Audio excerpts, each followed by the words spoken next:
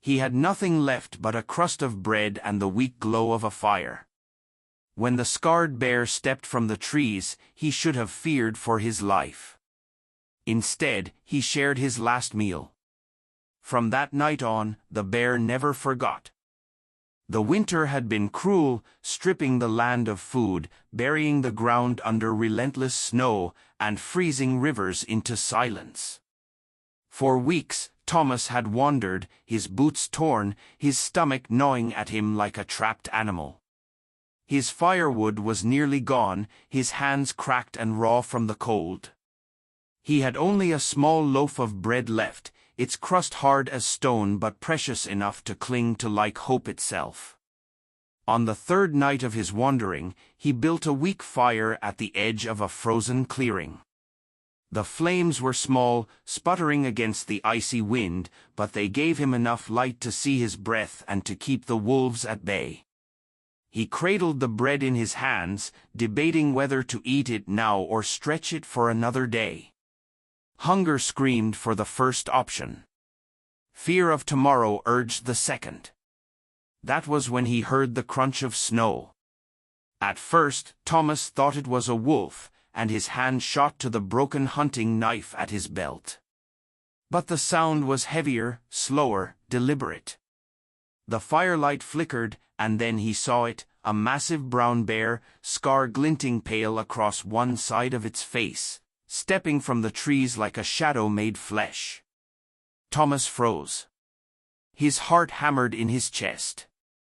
He had no strength to run, no weapons to fight.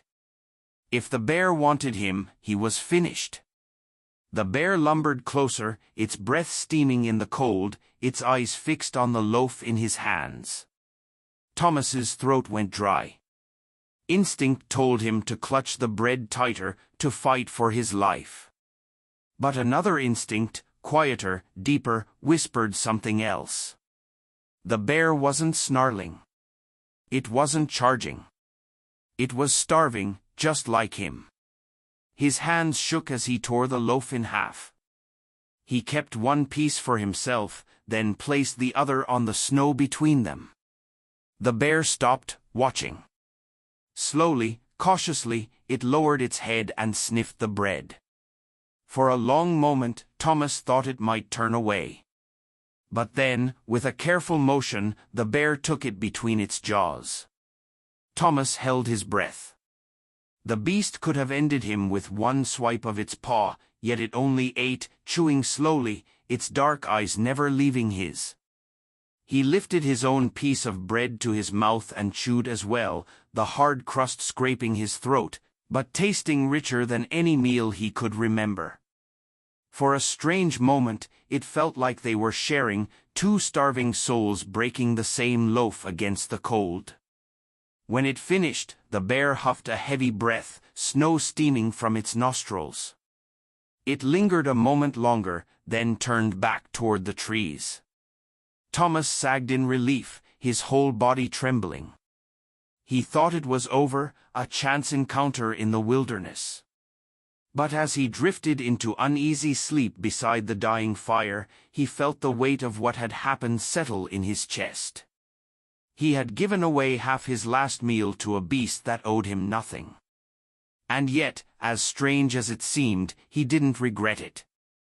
For the first time in weeks, he didn't feel alone. The fire had burned down to embers by dawn, but Thomas hadn't slept much anyway. The forest had been too quiet, too watchful. Every groan of ice, every shift of wind through the branches made him startle awake. And though he knew it sounded foolish, he kept glancing toward the tree line, half expecting the bear to still be there, its scarred face illuminated by the faint glow. But the clearing was empty. Only snow, tracks, and silence remained. Thomas stirred the ashes with a stick and sighed. His body felt weak, his stomach hollow, his limbs heavy. The half-loaf he had eaten the night before had kept him alive, but only barely. He wondered if he had made a mistake giving the other half away. What if today he found no food? What if he starved because of one reckless act of mercy? Still, when he thought of the bear lowering its massive head to take the bread, something deep in his chest whispered that it hadn't been a mistake at all. He had shared with a creature as desperate as himself. That meant something. He gathered his meager belongings, the broken knife, the ragged blanket, a pouch with nothing left in it, and began walking again. The snow crunched beneath his boots, brittle with ice, the cold biting at his face until it stung. He had no destination. Only forward, always forward, in the hope of stumbling upon shelter, or food, or salvation. By midday, his legs wobbled with exhaustion. He leaned against a tree, trying to catch his breath, when he heard it again, the heavy crunch of snow behind him. His heart leapt into his throat. Slowly, he turned his head. The bear. It was following the same trail, lumbering through the snow with its scarred face lowered, its eyes fixed on him. For a wild moment, Thomas thought this was the end, that the bread had only postponed the inevitable. He staggered backward, knife raised, though he knew it was useless. But the bear didn't charge. It didn't growl. It simply stopped a short distance away and watched. Thomas stood frozen, chest heaving, snow stinging his face. Minutes passed in silence, broken only by the wind. Finally, with trembling hands, he lowered the knife. "You're following me," he muttered, his voice hoarse. The bear shifted slightly, its breath fogging in the frigid air, but didn't move closer. Thomas turned and began walking again, his steps slow, cautious. Behind him, the bear followed. For hours, the strange procession continued. A starving man, barely clinging to strength, trudging forward through snow, and a scarred bear, lumbering quietly behind, its heavy paws leaving deep impressions in the white. Sometimes Thomas glanced back, and each time, the bear was still there. Not close enough to threaten. Not far enough to vanish. Just there. By nightfall, Thomas could go no further. He found a small hollow near a cluster of rocks and built another weak fire with the little wood he could scavenge. His hands shook so badly he nearly dropped the flint. When the flames finally caught, he collapsed beside them, his body trembling with fatigue. The bear stopped at the edge of the clearing. Its massive frame was half shadow, half firelight, eyes glinting in the dark. Thomas clutched his knife but didn't raise it. His fear had dulled into something stranger now, not trust, not exactly, but a fragile understanding. He had no more food to offer. Only himself, if it came to that. But the bear didn't advance. It simply sat, folding its heavy body into the snow, and watched the flames. Thomas stared at the creature across from him, his breath uneven. "Why?" he whispered, more to himself than to it. "Why follow me?" Of course, no answer came. But the silence was not empty. It was thick, alive, as though the forest itself listened. That night, as Thomas drifted into a fitful sleep, he dreamed not of wolves or hunger but of a bear and a man sitting on opposite sides of a fire, bound together not by blood or battle, but by a loaf of bread shared in desperation. When he woke, the bear was gone. Only pawprints in the snow marked where it had been. But Thomas knew, with a strange certainty, that this was not the last time he would see it. By the third day, Thomas no longer questioned whether the bear was following him, it simply was. Each morning, when he rose stiff and cold from the ground, he would see its pawprints in the snow nearby, sometimes circling his camp, sometimes pressed directly into his own tracks as if retracing his steps. And each evening, when he collapsed near a feeble fire, he would glimpse its dark shape lingering just beyond the light, silent, watchful, present. At first, the constant presence unnerved him. He woke often in the night, knife clutched in his hand, convinced that this would be the moment the beast lunged. But it never did. Days passed, and the bear kept its distance, neither leaving him nor closing in.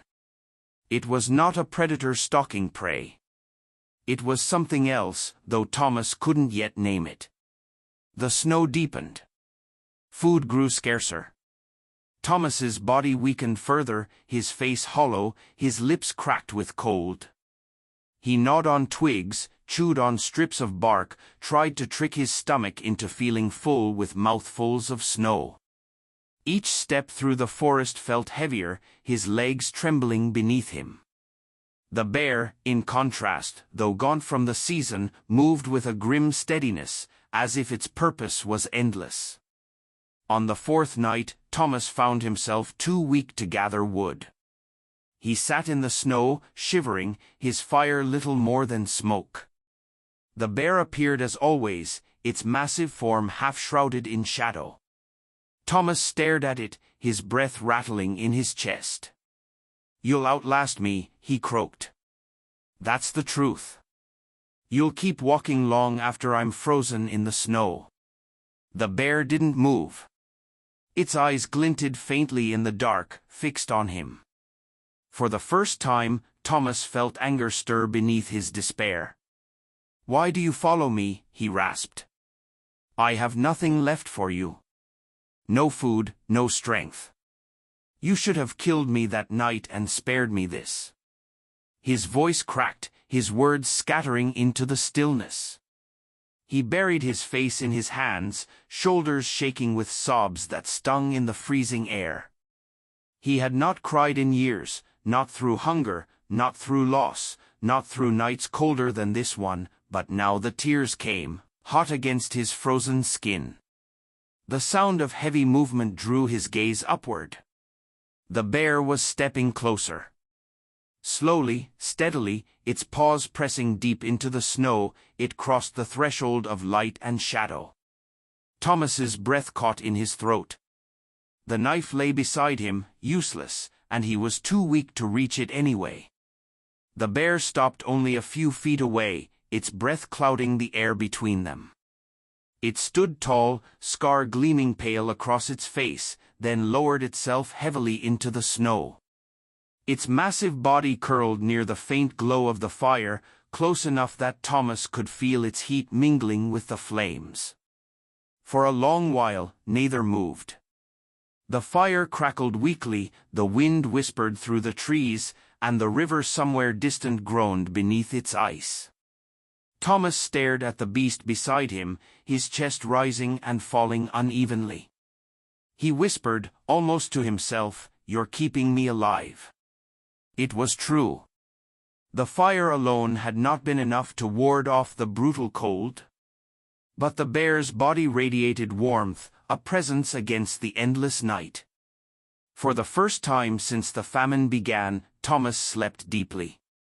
When he woke, dawn was breaking pale across the snow. The bear was gone, its pawprints leading back into the forest. But the space where it had lain was still warm, melted into the snow like a hollowed cradle. Thomas pressed his hand into it, his throat tight with something he couldn't name. Gratitude. Sorrow. A bond he hadn't asked for but couldn't deny. That day, he walked slower, but with a strange flicker of determination. Each time he faltered, he thought of the bear lying beside him in the night, its scarred face catching the firelight. He thought of the way it had taken his bread without malice, the way it had lingered instead of leaving. And though his stomach growled and his body ached, his spirit felt less alone. By dusk, he stumbled upon a stream, its surface frozen solid. With trembling hands, he broke through the ice with a rock, scooping handfuls of the frigid water into his mouth. It was not food, but it was life. He filled his pouch, drank again, and turned. The bear stood on the far side of the stream, watching him. Thomas let out a weak, breathless laugh, shaking his head. "You really won't leave me, will you?" he whispered. The bear huffed once, a sound that seemed more acknowledgement than threat, and turned back toward the trees. That night, Thomas built his fire stronger, fueled by the strange comfort of knowing he was not truly alone in the wilderness. The days bled into one another, marked only by the white of snow and the hollow ache in Thomas's stomach. Yet, strangely, he was not as defeated as he had been before. Each morning, when he rose with aching limbs and frost-stung skin, he scanned the forest edge. And each morning, without fail, he saw signs of the bear. Sometimes it was fresh paw prints pressed deep into the snow, tracking his path. Other times it was a fleeting shape in the shadows, lumbering steadily behind him. Once, at dawn, he awoke to find the bear already waiting across the clearing, a silent sentinel in the half-light. At first, the companionship was unsettling. Thomas had lived his life under the assumption that man and beast could not share such ground. But the more days passed, the more he began to lean on the creature's presence, even if only in spirit. The bear's silent watch gave him strength, a strange reassurance that he was not entirely alone in his battle with the winter. On the 5th day, Thomas came upon an abandoned hunting camp, buried beneath snow. The tents sagged with ice, their fabric torn by wind and time. Bones lay scattered around the perimeter, gnawed clean, likely left by wolves. Yet among the remnants, Thomas found salvation, a sack half filled with dried roots and 2 frozen strips of meat, hard as stone but edible if thawed. His hands shook as he carried the sack to a sheltered corner of the camp. For the first time in weeks, the idea of a real meal seemed possible. He built his fire stronger, feeding it with wood scavenged from broken poles, and thawed one of the strips of meat over the flames. The smell alone nearly broke him. But as he raised it to his lips, a sound made him pause. Heavy steps in the snow. A familiar shadow stretching long in the firelight. The bear. It stood a few yards away, watching him with those dark, steady eyes. Thomas froze, the meat still trembling in his hand. His instinct screamed at him to guard it. This food meant survival, perhaps even life itself. But another voice, softer yet stronger, reminded him of the bread, of the warmth he had felt when the bear lay beside him in the cold. His shoulders slumped. With a sigh, Thomas tore the strip of meat in 2. He kept one half and tossed the other onto the snow between them. The bear lowered its head, sniffed, and took the offering. Slowly, it chewed, steam rising from its jaws into the winter air. Thomas ate his half, the salt and fat reviving his strength, though hunger still gnawed at him. Yet he felt something deeper than food filling him, a strange peace. "You'll kill me, you know," Thomas muttered around a mouthful, a bitter laugh escaping him. "If I keep feeding you, I'll starve faster." And yet, he trailed off, shaking his head. The bear finished and lingered, its gaze fixed on him. Thomas met its eyes, seeing not malice, not hunger, but something that mirrored his own, survival, stripped of everything else. That night, the bear lay closer to the fire than ever before. Its massive body radiated warmth, its breathing slow and steady. Thomas lay on the other side, wrapped in his ragged blanket, and for the first time since the famine began, he felt safe enough to close his eyes fully. He dreamed of his childhood, of feasts by the hearth, of his mother's hands breaking bread and passing it around the table. He dreamed of laughter, of warmth, of plenty. When he awoke, the fire was nearly out, and the bear was gone again. But the hollow beside him in the snow told him it had been real. In the following days, Thomas rationed the food from the abandoned camp, always splitting a portion for the bear when it appeared. Sometimes it arrived at dusk, sometimes at dawn.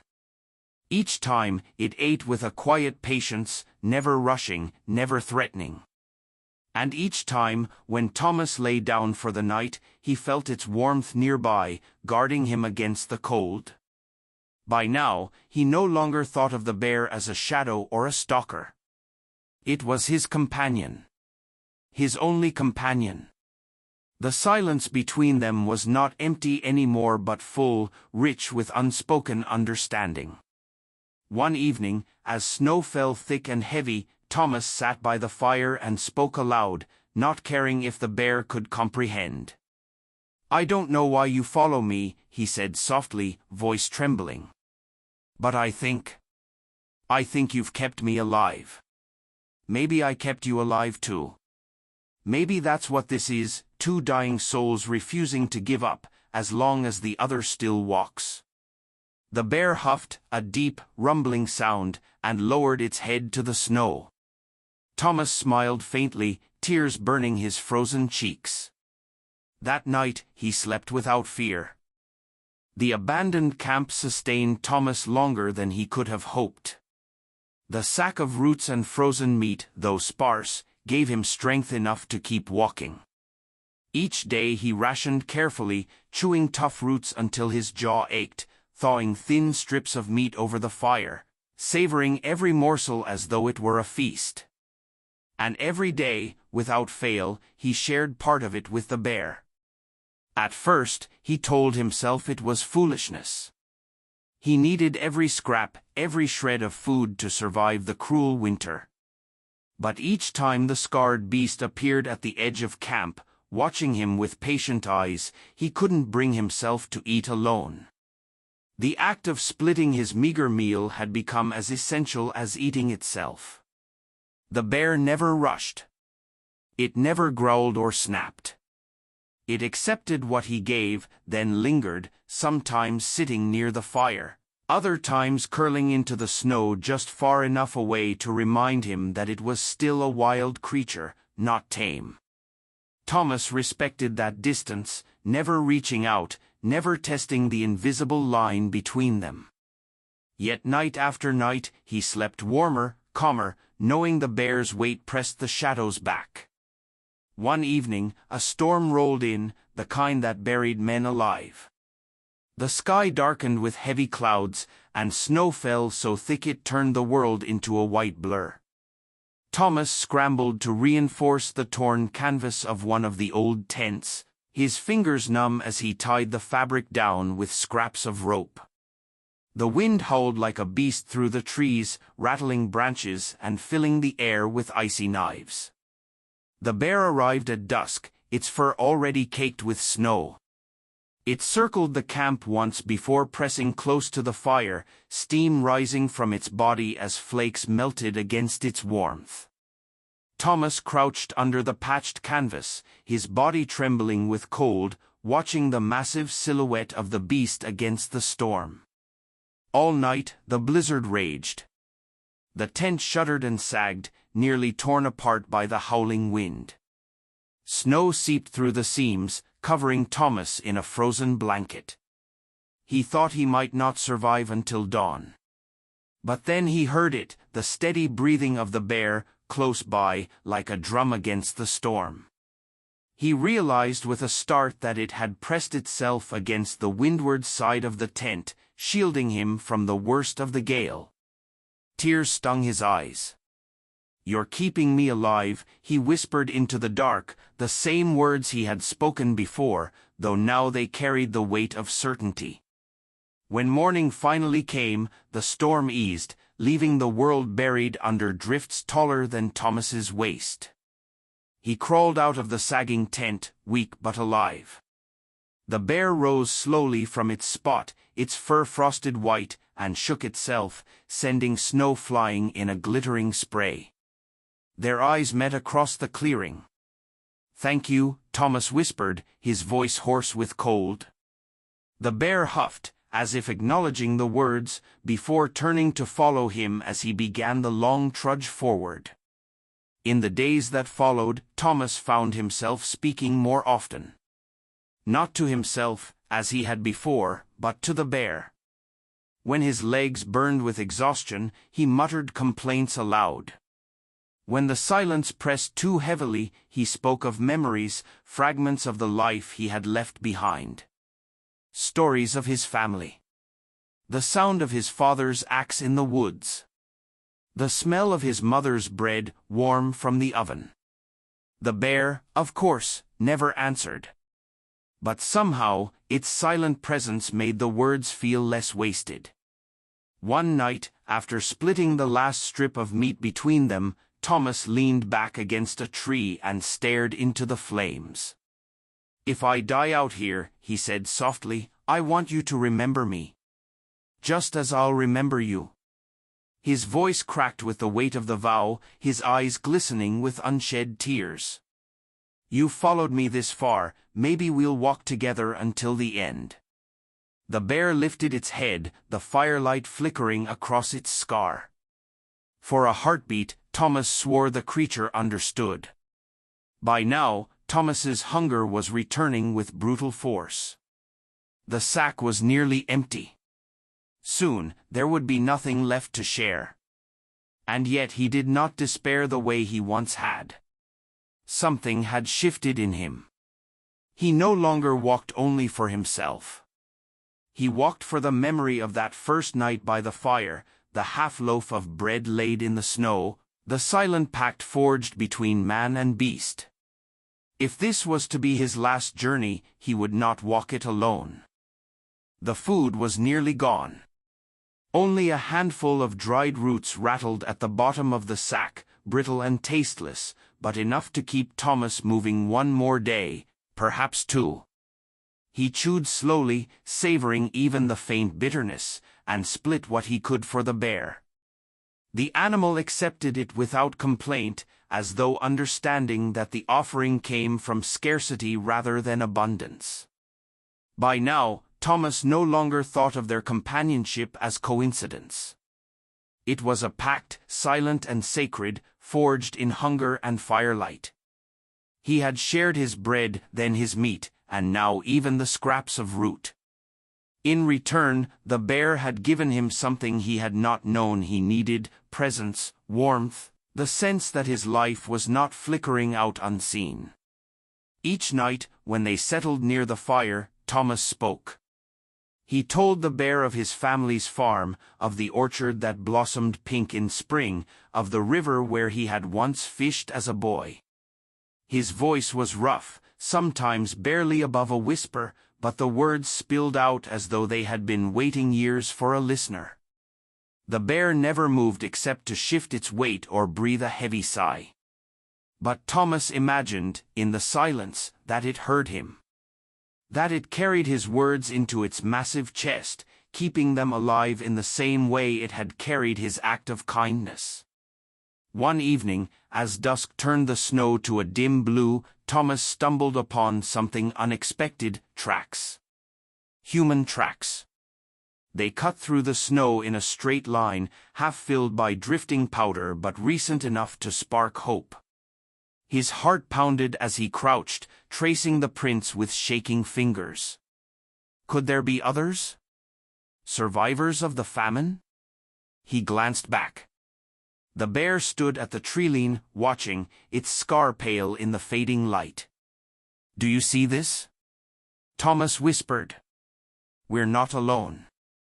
The tracks led onward, and with renewed strength, Thomas followed. But the terrain grew rough, the snow deeper, each step heavier than the last. His breath tore ragged from his lungs, his legs threatening to give beneath him. More than once, he stumbled and would have fallen if not for the thought of those tracks pulling him forward. By nightfall, he found the remnants of another camp. Unlike the last, this one was freshly abandoned. A ring of stones still smelled faintly of smoke.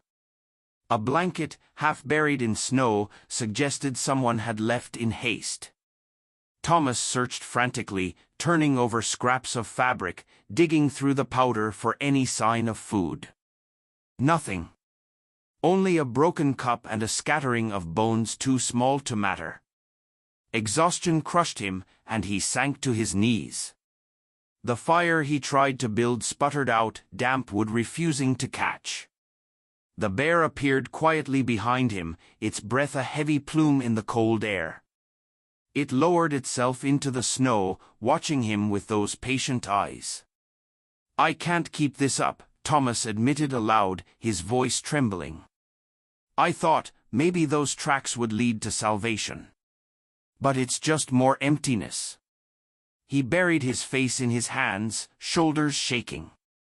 "I don't have anything left. Nothing." The silence pressed in. And then, faintly, he felt it, warmth. He lifted his head to see the bear shifting closer, pressing its bulk nearer to his side.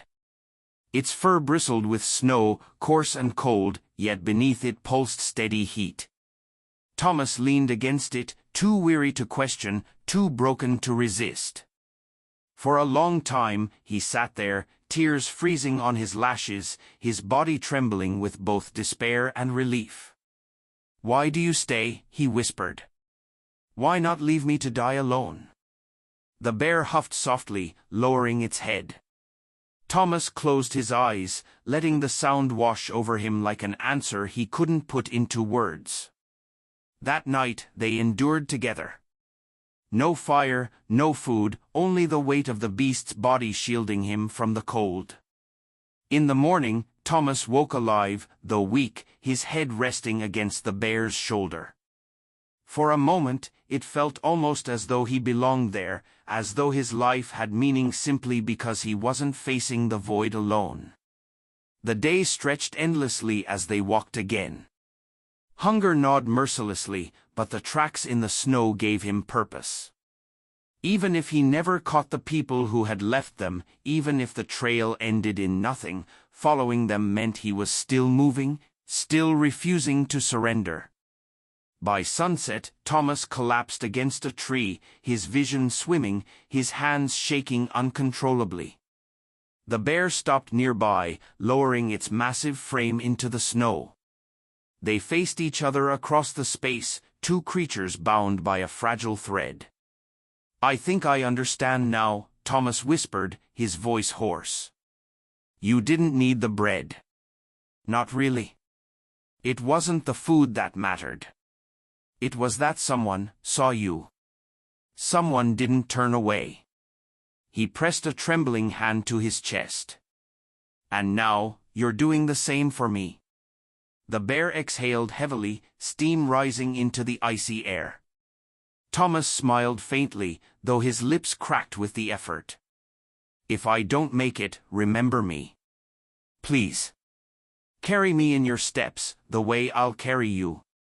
That night, as he drifted into uneasy dreams, he thought he saw the bear watching over him still, scar glinting faintly in the fireless dark. Thomas awoke to silence, the kind of silence so heavy it pressed against his ears. The snow had stopped falling overnight, leaving the world draped in a still, endless white. His body felt like stone, every joint stiff, his lips cracked and bleeding from the cold. For a moment, he thought he might not rise at all. But then he turned his head and saw the bear. It sat only a few feet away, its massive body half buried in snow, steam curling faintly from its breath. Its dark eyes were open, fixed on him, as if waiting. And in that gaze, Thomas found the strength to move. Groaning, he forced himself upright, his bones creaking like frozen branches. The bear rose too, shaking snow from its fur, and together they resumed their silent march through the wilderness. The human tracks Thomas had discovered days earlier were fading, half swallowed by the drifts. But he clung to them, each faint impression in the snow like a promise. He stumbled often, his vision blurring, his legs trembling beneath him, yet the bear never strayed far. Each time he faltered, he could feel its presence pressing at his back, pushing him onward in spirit if not in body. By midday, the terrain shifted. The forest thinned, and the land sloped downward toward a frozen river. The ice was cracked in places, jagged black seams cutting through the white, but in the distance Thomas saw something that made his chest seize with hope: smoke. A thin, wavering column rising faintly against the pale sky. He staggered forward, tears burning his eyes. Smoke meant fire. Fire meant people. People meant salvation. But his body betrayed him. His knees buckled, and he collapsed face first into the snow, the icy crust scraping his skin. He clawed weakly at the ground, trying to push himself up, but his arms shook too violently. He let out a hoarse cry, half anger, half despair. The bear stopped beside him. Thomas lifted his head, vision swimming, and met its eyes. For a long moment they stared at one another, man and beast, both scarred, both starving, both bound by the same desperate fight for survival. "Go," Thomas whispered, his voice cracking. "Leave me. Find your own way." His breath shuddered out, visible in the cold. "You don't owe me anything." The bear huffed, low and steady, and then did something Thomas did not expect. It lowered its massive head and nudged him, gently but firmly, with the side of its muzzle. The force rolled him slightly in the snow, as though urging him to rise. Tears blurred Thomas's vision. "You stubborn beast," he rasped. "You won't let me quit, will you?" Summoning the last of his strength, he gripped the bear's coarse fur. It was thick, tangled, dusted with frost, but solid in a way the world around him was not. Using it as leverage, he pushed himself to his feet, leaning heavily against the animal's side. His legs trembled, his weight sagging, but the bear did not move away. It bore him. Step by step, half dragged, half carried, Thomas stumbled forward. The river loomed closer, the smoke still curling faintly beyond it. His breath tore ragged in his chest, his heart pounding like a war drum, but he refused to let go of the beast. Together, they crossed the frozen surface, their reflections fractured in the black seams of ice. On the far bank, Thomas collapsed again, his strength utterly spent. He lay on his back, gasping at the pale sky, snow melting against his overheated skin. He felt the bear's shadow fall over him, massive and steady. Its warmth radiated through the cold. For a strange moment, he thought this might be the end, not in despair, but in peace, cradled by the bond they had forged. But the bear nudged him again, insistent, refusing to let him surrender. With a groan, Thomas rolled onto his side. His eyes fixed on the smoke. Closer now. Reachable. A few hundred more steps, perhaps. His chest tightened at the thought, but he forced himself forward, crawling at first, then staggering upright. The bear followed, silent as always, its scar catching the light of the dying sun. By the time they reached the edge of a clearing, Thomas's legs gave out for the final time. He collapsed to his knees, clutching his chest.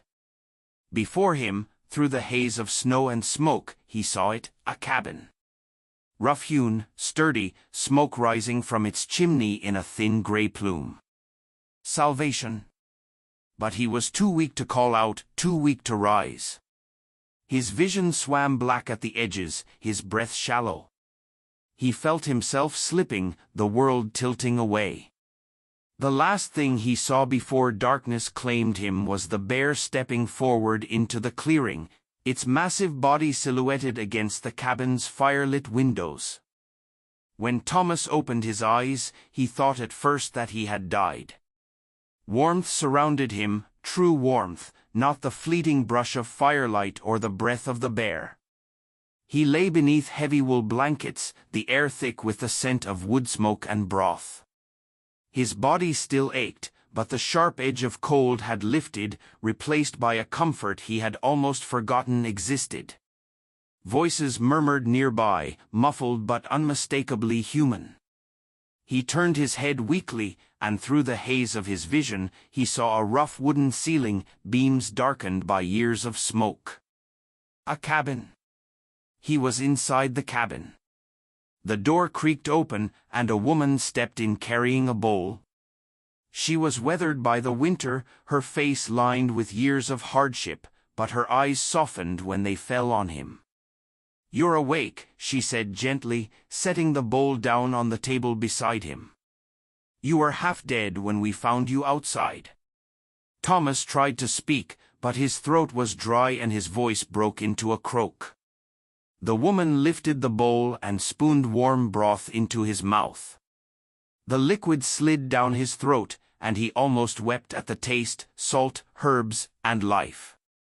He swallowed greedily, each sip a small resurrection. Slowly, she cautioned, though there was no harshness in her tone. When he could finally form words, his voice was hoarse. "The bear," he forced the words out. "Where is it?" The woman frowned slightly. "Bear?"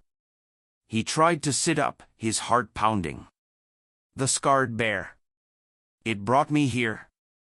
Don't you understand? I wasn't alone." His voice cracked, desperation flooding his chest.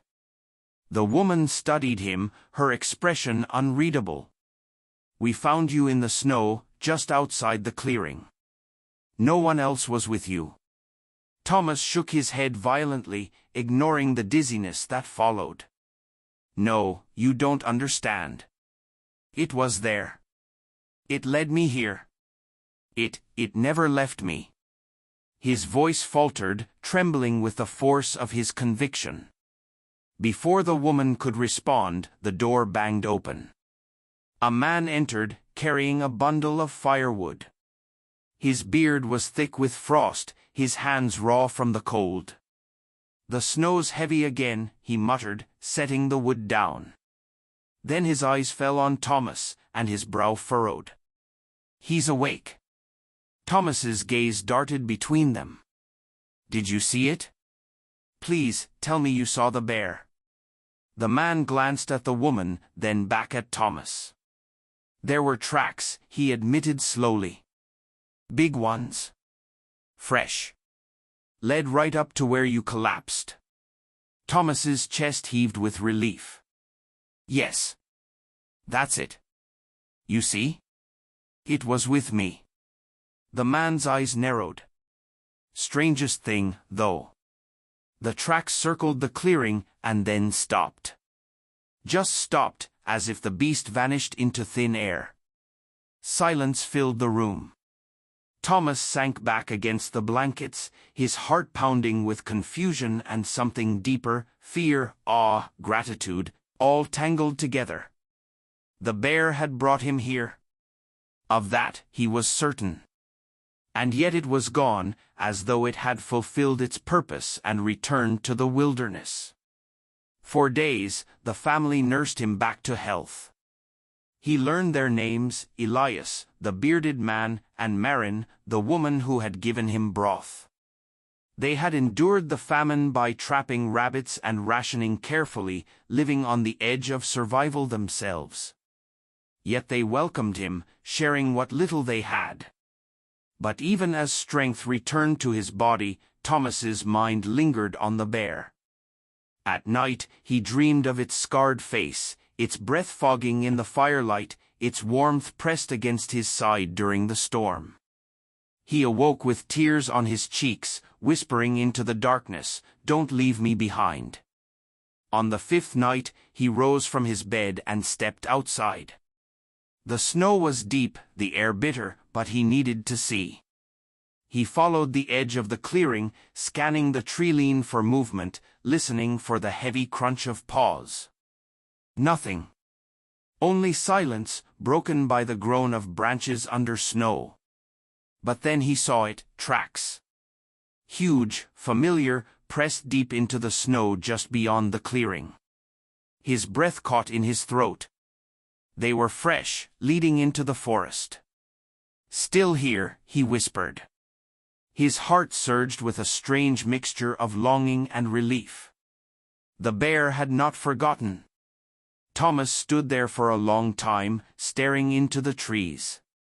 He knew he owed his life to Elias and Marin, but he also knew the truth: he would not have made it this far without the beast. They were bound, and that bond could not be erased by distance or silence. He returned to the cabin, but his heart was restless. He lay awake, replaying every step of their journey together, every night of shared warmth, every morsel of food split in half. And deep inside, he knew this was not the end. The bear would return. Thomas regained much of his strength in the days that followed. His limbs no longer trembled with every step, and the constant ache in his belly dulled as Elias and Marin shared their meager meals. Yet no amount of warmth or food could silence the pull he felt toward the forest. Each morning, he found himself lingering by the cabin's small window, staring out at the endless expanse of white. He searched for movement, the flicker of a shadow, the curve of a scarred face he knew too well. Each evening, when the sun slipped behind the trees, he felt his chest tighten, as though something essential was missing. Elias noticed. "You're restless," he said one night as they sat by the fire. His voice was matter-of-fact, not unkind. Most men, after nearly freezing to death, wouldn't dream of going back into those woods. Yet you look like a man waiting for something. Thomas hesitated, his fingers tightening around the wooden cup in his hands. "I'm not waiting," he admitted softly. "I'm remembering." Marin, who sat sewing by the firelight, looked up. "Remembering what?" He took a long breath before answering. "A promise. One I never spoke, but one I know was made." They exchanged a glance, the kind reserved for those who think a man might be touched by madness. But Thomas didn't flinch beneath it. He knew the truth of what he'd lived. That night, long after they had gone to bed, Thomas slipped outside. The moon painted the snow silver, and the cold bit deep into his lungs. He walked to the edge of the clearing, boots crunching in the silence, and there they were, fresh paw prints, massive and deliberate, leading into the forest. His chest ached. "You're still here," he whispered. For the first time since he had collapsed outside the cabin, Thomas felt whole. The bear had not left him. It lingered, waiting in the shadows, bound by the same unspoken thread that had carried them both through the wilderness. Days turned into weeks. The famine began to ease slightly, a thaw in the air, a rabbit caught in a snare, faint signs that spring would one day return. Yet Thomas knew he could not simply stay in the cabin. His strength had not been spared merely to survive in comfort. Something greater called him. One afternoon, he gathered his few belongings, a blanket, a cup, a knife Elias had given him, and told the couple of his decision. "You're mad," Elias said flatly, shaking his head. "You'll die out there." Thomas met his gaze steadily. "I nearly died already. But I didn't. Because something carried me here. Something greater than myself. I can't ignore that." Marin rose, worry etching her face. "Thomas, whatever you think you saw, whatever you believe, it's dangerous to chase it. You've been given a second chance. Don't throw it away." But Thomas only smiled faintly. "It's not about chasing. It's about keeping a promise." He left at dawn. The forest welcomed him with silence, vast and endless. The paw prints were there again, fresh and sure, guiding him deeper into the trees. His heart pounded with every step, not from fear but from recognition. By midday, he found it. The bear stood in a clearing, snow dusting its massive shoulders, scar gleaming pale against its face. It did not move as he approached. It simply watched, as it had always watched, patient and steady. Thomas stopped a few paces away, his breath misting in the cold. For a long moment, neither moved. Then, slowly, he reached into his pouch. He pulled out the last of the roots Elias had given him and knelt, placing them in the snow between them. The bear lowered its head, sniffed, and accepted the offering. Tears stung Thomas's eyes. "I thought I lost you," he whispered, his voice breaking. "But you never left, did you? You waited." The bear huffed softly, steam rising from its jaws. Thomas sank to his knees fully, his chest shaking with quiet sobs. "You saved me. Again and again. And I don't know if I'll ever be able to repay you. But I swear this, wherever you go, I'll follow. Until the end." The wind rustled through the trees, carrying his vow into the silence. The bear lifted its head, eyes fixed on him, and in that gaze Thomas saw something unshakable: recognition. Not as man and beast. Not as predator and prey. But as companions bound by the simplest of acts, one loaf of bread, shared in the cold. As the sun dipped low, they walked together through the forest, their shadows stretching long across the snow. And for the first time in his life, Thomas felt truly whole. Years passed, and the famine became only a memory told in whispers around firesides. Villages recovered, fields were sown again, and life slowly returned to the land. But for Thomas, the winter of starvation and silence remained carved into his soul. He carried it not as a wound but as a mark of truth, a reminder of what had saved him when there was nothing else left. He returned to Elias and Marin's cabin often, bringing them meat when he hunted or firewood when their strength waned with age. He spoke little of what had happened in the wilderness, though sometimes Marin would catch him staring out into the treeline, a faint smile tugging at the corners of his mouth, and she would know he was thinking of the beast. Because the bear had never left him. Each winter, as the snow thickened and the river froze, Thomas found fresh tracks near the edges of his path.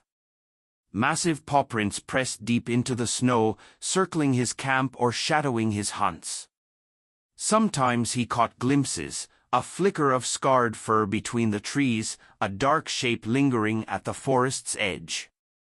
The bear never approached the village, never drew attention, but it was always there, waiting, watching. And Thomas, in turn, never forgot his promise. He left offerings whenever he could, a cut of venison, a bundle of berries, a loaf of bread when he had enough to spare. Each gift he laid carefully in the snow, bowing his head as though in prayer. Each time, by morning, it was gone, and pawprints led back into the woods. The villagers began to whisper about him. Some called him blessed, others cursed. "The madman who feeds the bear," they muttered. Children pointed when he walked through the market, wide-eyed at the stories. But Thomas did not care. He knew what the others could not: the bond between them was real, unshakable, eternal. One bitter winter evening, as he set out to check his snares, Thomas heard something strange, the distant howl of wolves, sharp and hungry. He froze, scanning the treeline, and felt the old fear rise. Wolves rarely came so close to the village, but famine could drive anything desperate. He gripped his knife, though he knew it was little defense against a pack. The howls grew nearer. His heart thundered. Then, from the darkness, came a sound that cut through everything, a deep, thunderous roar. The wolves fell silent. Branches cracked, snow scattered, and the forest seemed to hold its breath. And then Thomas saw it, the bear, scarred and massive, bursting through the trees. Its head swung low, eyes blazing, teeth bared in a feral warning. The wolves scattered into the night, their howls retreating into the distance until only silence remained. Thomas stood frozen, breath ragged, as the bear turned to him. Its chest rose and fell, steam curling from its muzzle in the frigid air. For a heartbeat, Thomas thought of the first night, the bread in the snow, the firelight flickering between them, the choice that had bound their lives together. Slowly, he lowered his knife and whispered, "You came back." The bear huffed, its eyes steady on him, before turning back into the forest. But Thomas knew it was not leaving him, it was leading him. From that night forward, the bond between them deepened. He followed the bear often into the woods, not as its master, not as its hunter, but as its companion. He learned its paths, the quiet clearings where it lingered, the riverbanks where it drank. He sat beside it in silence, sometimes speaking softly of his life, sometimes simply sharing the stillness. The bear never answered, yet Thomas always felt understood. Years turned to decades. His hair grayed, his hands grew rough with age, but every winter the bear returned. Children of the village grew up hearing the story of the man and the beast, shaking their heads in disbelief, until some of them saw the pawprints themselves and began to wonder if the tales were true. On his final winter, when Thomas's breath came shallow and his body no longer carried him into the forest, he asked Elias and Marin's grandchildren to take him outside. They laid him on a blanket at the clearing's edge, snow drifting gently down from the sky. His eyes, clouded but still sharp with memory, scanned the treeline. And then it came. The bear stepped from the shadows, fur dusted with white, scar gleaming in the pale light. It moved slowly, deliberately, until it stood before him. The children gasped, clutching each other, but the beast made no sound, no move of aggression. It only lowered its great head, meeting Thomas's gaze. Tears slipped down the old man's cheeks. His voice was weak, but steady. "I kept my promise," he whispered. "And so did you." The bear exhaled, warm breath brushing his face. Thomas closed his eyes, a faint smile on his lips. And in that moment, surrounded by snow and silence, he passed, not alone, but with the guardian who had walked beside him through every winter since that fateful night. When the villagers buried him, they marked his grave with simple stones. But in the nights that followed, some swore they saw a massive shadow pacing near the clearing, circling the mound where he lay. Pawprints appeared in the snow, too large to belong to any wolf or dog. And so the legend grew. The man who shared his last meal with a bear, and the bear who never forgot.